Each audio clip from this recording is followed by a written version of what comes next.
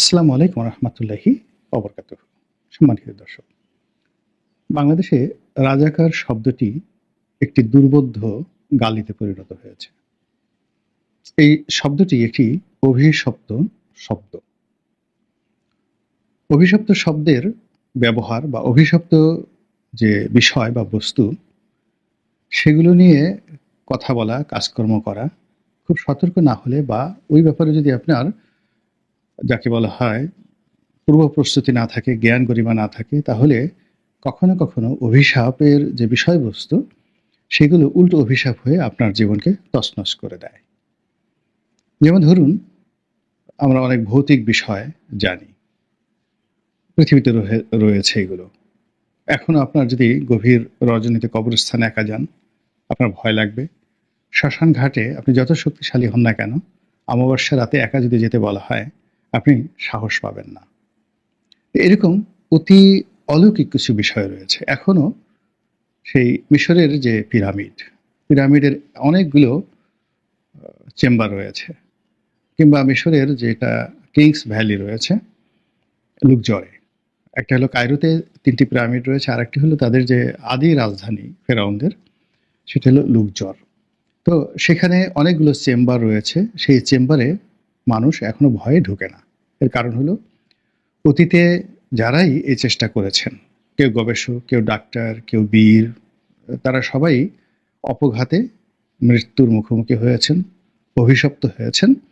এবং এই জন্য কিছু কিছু জায়গা এই পৃথিবীতে এখনো রহস্যের সৃষ্টি করে চলেছে। আপনি যদি বারমুদা ট্রায়াঙ্গল, এটির নাম অবশ্যই শুনেছেন। সেই জায়গা এই বিজ্ঞানের যুগেও কোনো জাহাজ সেই জায়গা দিয়ে অতিক্রম করতে পারে না, অমনি পিছনে টেনে নিয়ে যায়।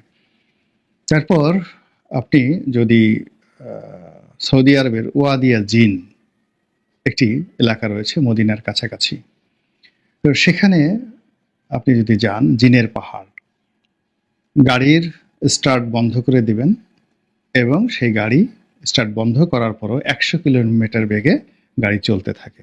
আমি নিজে সেটা দেখে আসছি। It's a miracle of creature, creation and creator. অর্থাৎ আল্লাহ রবুল আলমিন তার এবং তার সৃষ্টি জগতের এবং তার সৃষ্টির একটা অলৌকিক ঘটনা। তো এরকম আমাদের দেশের যে রাজাকার শব্দটি, এই শব্দটি অভিশপ্ত। এটি যাদের ক্ষেত্রে প্রযোজ্য, অর্থাৎ যারা এই রাজাকার ছিলেন, আখেরাতে তাদের কি হবে জানি না, কিন্তু এই দুনিয়াতে তারা ভীষণ রকম অভিশপ্ত হয়েছেন। অনেকে ফাঁসিতে চড়েছেন, অনেকে গণপিটুনিতে মারা গিয়েছেন, অনেকে সামাজিকভাবে নিগ্রহের শিকার হয়েছেন। এবং এই সমাজ কোনো রাজাকার বা তার বংশধর আত্মীয় স্বজনদেরকে এখনো ঠিকমতো গ্রহণ করেননি। তো এটা হলো রাজাকারের ডাইরেক্ট, যাকে বলা হয় অভিশাপ। আর রাজাকারের ইনডাইরেক্ট অভিশাপ হলো, আপনি যখন কোনো নিরীহ মানুষকে, ভদ্রলোককে, সম্মানিত মানুষকে রাজাকার বলে গালি দিবেন, তাহলে আপনি অভিশাপের শিকার হবেন।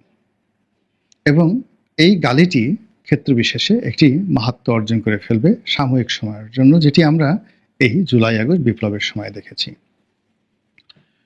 জুলাই আগস্ট বিপ্লবের যারা অগ্রনায়ক ছিলেন, তাদেরকে পাইকারি ভাবে শেখ হাসিনা রাজাকারের নাতিপুতি, রাজাকারের বাচ্চা বলে তিনি গালিগালাজ করেছেন। এবং এই প্রসঙ্গটি যারা উঠিয়েছিলেন সেদিন সংবাদ সম্মেলনে, আমি প্রভাস আমিনের কথাই বলছি। ব্যক্তিগতভাবে প্রভাস আমিন চমৎকার একজন মানুষ, সাংবাদিক হিসেবে বন্ধুবৎসল, অন্য মানুষকে সম্মান দিয়ে কথা বলেন। এবং তার কর্মজীবনে তার ছোট্ট একটি পরিবার, তার স্ত্রী, তার সন্তানদেরকে নিয়ে তিনি যথেষ্ট সুখে শান্তিতে ছিলেন। তিনি এটিএন বাংলায় কাজ করতেন, সরকার সমর্থক ছিলেন, কিন্তু কট্টরপন্থী ছিলেন না। এবং ব্যক্তিগত জীবনে অন্যান্য যে সকল দুর্নীতিবাজ সাংবাদিক রয়েছেন তাদের মতো তিনি একেবারেই নন। কিন্তু এই মানুষটি একটি মাত্র প্রশ্ন, এই রাজাকারের নাতিপুতি বা রাজাকার সংক্রান্ত এরকম একটা প্রশ্ন, এই একটা প্রশ্নের কারণে দেখা গেল পুরো রাজাকারের যে অভিশাপটি, এটি বিমরাং হয়ে তার উপর ফিরে আসলো। এখন তিনি পলাতক, চাকরি হারিয়েছেন, কোথায় আছেন, কি অবস্থায় আছেন আমরা জানি না। অথচ যারা প্রভাস আমিনকে চিনেন, তারা তাকে ১০০-তে ৯৯ নম্বর দিবেন ভালো মানুষ হিসেবে। আমি এটা ফলো আপ করে বলতে পারি। তো এভাবে বুমেরাং হয়ে যায়। শেখ হাসিনা সবসময় রাজাকার আলবদর আর শামসদের গালিগালাজ করেছেন।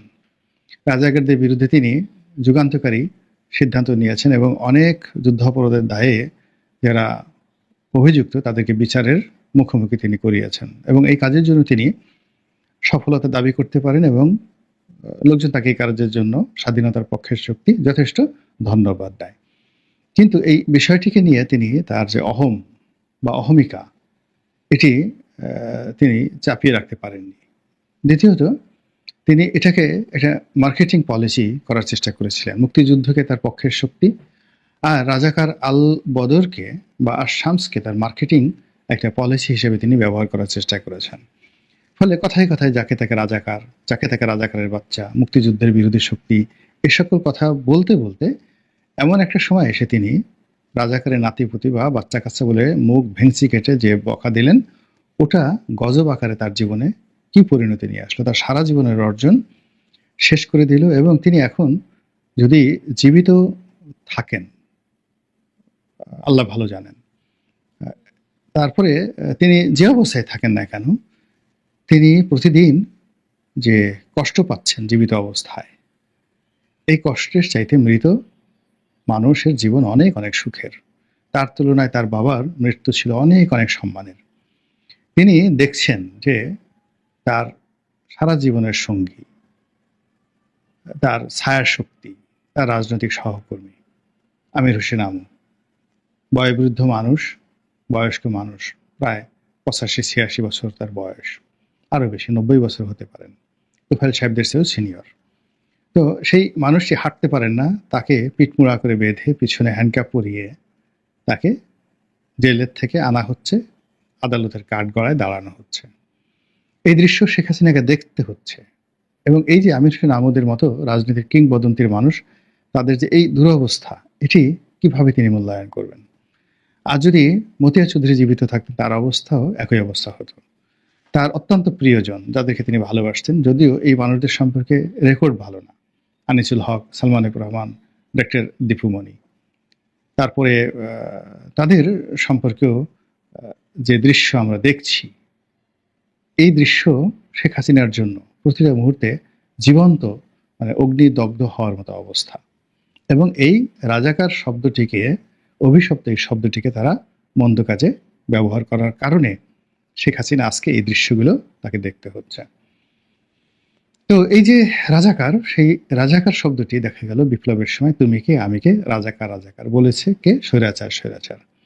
এবং এটা দেখা গেল যে কোনোভাবে একটা পজিটিভ ধারায় ফিরে আসলো এই রাজাকার শব্দটি। কিন্তু গত 7 মাসে আমাদের দেশে যে সকল কর্মকাণ্ড ঘটছে, সেটা ধর্মীয় সেক্টর বলেন, মাজার ভাঙা বলেন, মাদ্রাসা দখল বলেন, তারপর নিজেদের মধ্যে অন্তর্ঘাত বলেন, রাজনীতির যে ভণ্ডামি বলেন, মুক্তিযুদ্ধের যে বিপক্ষ শক্তিগুলো ছিল, জামাত ইসলামী থেকে শুরু করে অন্য যে সকল দল, তারা মুক্তিযুদ্ধ নিয়ে যে সকল নতুন ইতিহাস রচনা করছেন, কিংবা ওই মুক্তিযুদ্ধকালীন সময় তারা যে সকল কর্মকাণ্ড করেছেন, সে সকল কর্মকাণ্ড নিয়ে তারা যে ধরনের সাফাই গাওয়ার চেষ্টা করেছেন, ফলে আবার সেই রাজাকার সগৌরবে ফিরে এসেছে।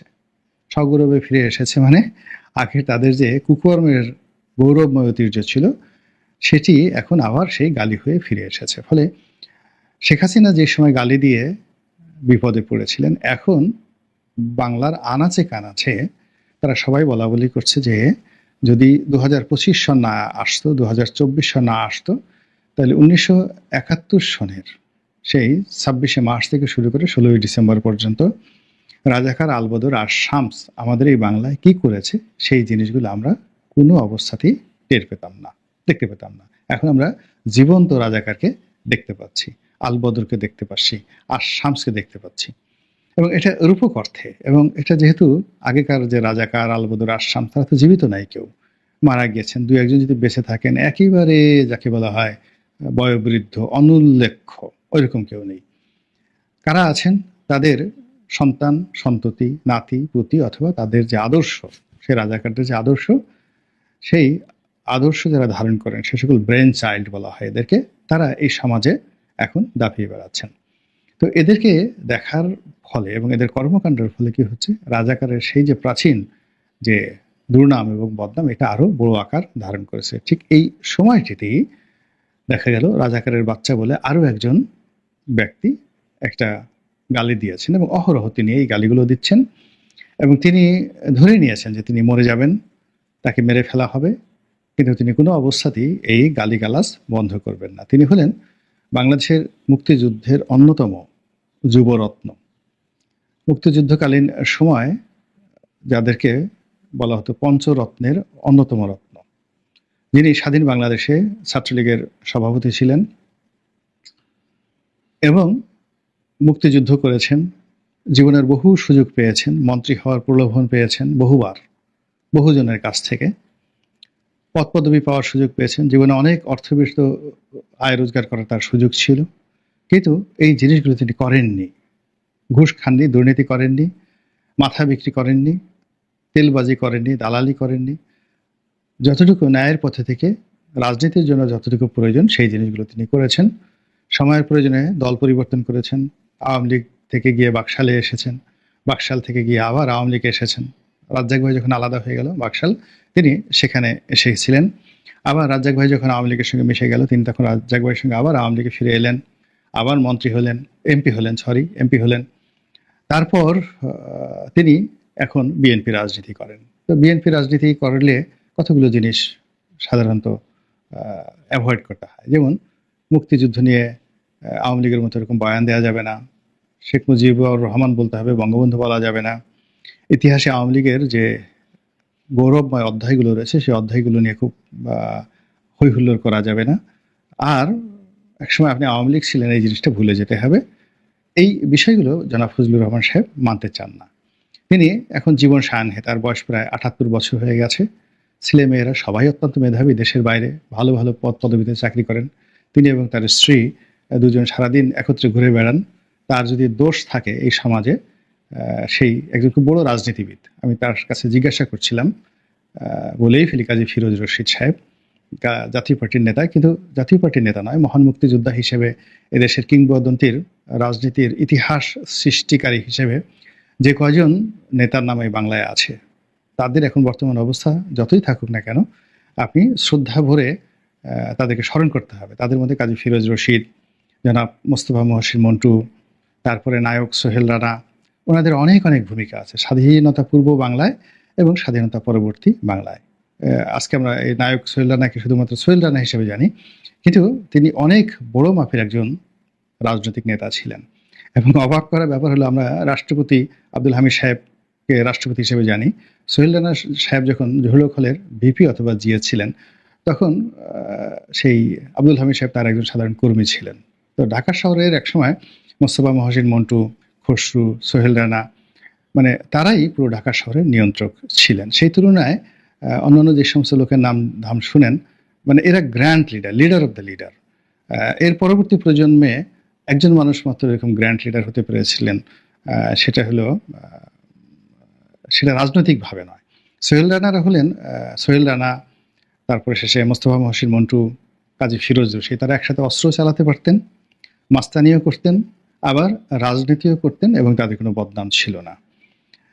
কিন্তু আন্ডারওয়ার্ল্ডের যে কিংবদন্তি ডন, সেটা হেমায়েতুল্লাহ আরঙ্গ ছিলেন, কিন্তু রাজনীতিতে তিনি ওনাদের মতো এতটা জনপ্রিয় ছিলেন না। কিন্তু আন্ডারওয়ার্ল্ডে এখনও বাংলাদেশের ওইরকম গ্যাং লিডার এখন পর্যন্ত তৈরি হয়নি।